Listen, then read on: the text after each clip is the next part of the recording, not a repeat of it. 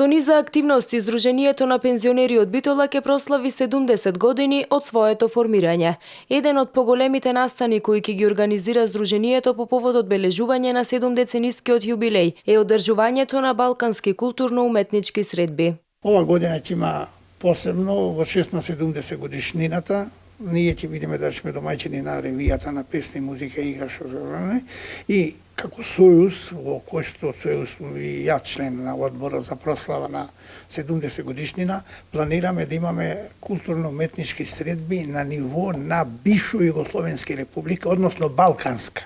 Не само бивша југословенските држави, ами да биде поканети Бугарија, Албанија, Унгарија и така натаму. Тоа на тоа поле се работи. Покровител на тоа организација што планираме да биде на малку повисоко ниво се нафате да биде Министерството за